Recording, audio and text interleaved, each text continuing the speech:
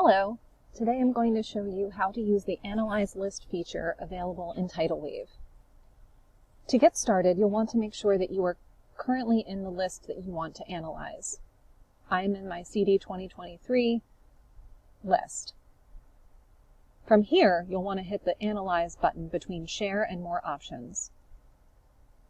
There are 6 options available to analyze from, but clicking on any one of them will take you to the same page. I'm going to click By Product. From this page, I'm able to see the types of products that are within my list.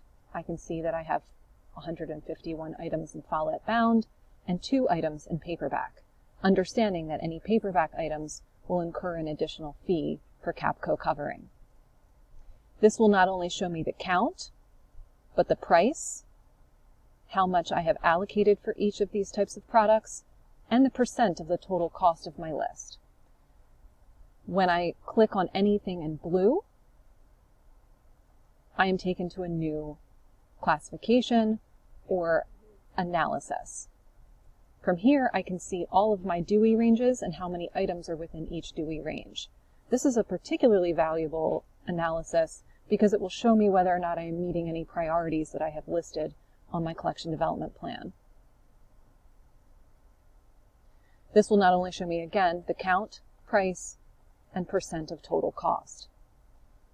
A new feature for the 2023 year is that we have by audience as opposed to interest level. This is going to show me the breakdown by audience, helping me to make a decision based on my students' needs and appropriateness for their age level. From here, I can see that my list contains lower elementary, upper elementary, middle school, and I understand that anything that is in blue is clickable and will show me the list of books and titles that I've included within that range. For example, these are the middle school books that I've included on my list. If I'm in an elementary school, I'd want to be very careful about what I'm ordering from this page. Reading level will show you the various reading levels of books that are on your list. Occasionally there are some titles that don't have an assigned reading level, and you can see those as well. Remember, anything in blue is a clickable item. Newer in the past couple years is the ability to analyze by diversity, topic, and cell. So if you've set goals from your collection development plan to increase diversity in certain areas, you can see whether or not you are meeting those areas.